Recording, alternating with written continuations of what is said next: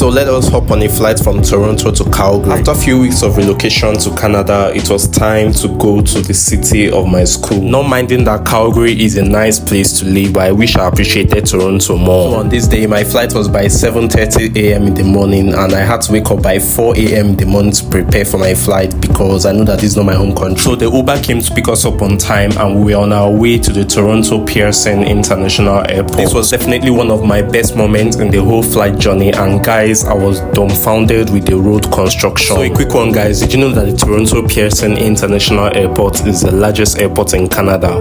So I'm heading to the largest airport in Canada.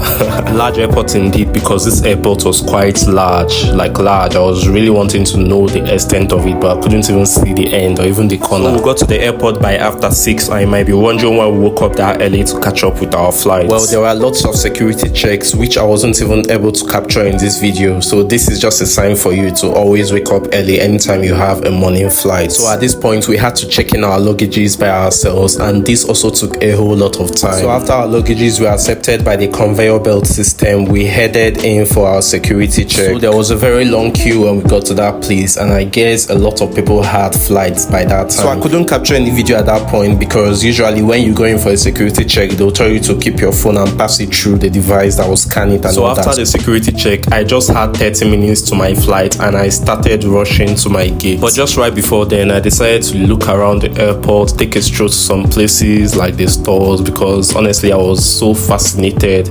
It looked so nice. I also went to the restroom, and I just needed to make some checks there and all that. So that was cool because this airport was so nice. I mean, I was in the largest airport in Canada, so what were you expecting? And after a while, it was time to board into the aircraft. I mean, I couldn't wait for this because I really wanted to see how this Air Canada flight would look like. And yeah, that was my sister, and yeah, we headed through the gates. This was actually a very long device, the air bridge, and we started entering into the plane. So one thing I realized when I was in Nigeria, usually at the point when the plane lands and it's time for everybody to get off the plane, you see people, they'll just stand up and be waiting. Usually they know that when the plane lands, it takes a while before they open the door, but they'll just wait. So I wanted to know if they do that here as well, so you might also want to stick to the end of this video to know that. So usually I would have preferred the window seat, but I got the aisle seats. But anytime I needed to get a video, I just had to extend my hand to get some views, and I did that just before the passenger who was to stay there came. After a while, we were just on the air to get to a cruising altitude of 35,000 feet, and yeah, they brought the drinks and the biscuits and all that, and I was just taking a whole lot of videos because I love that cloud videos. So I hopped into the restroom to check how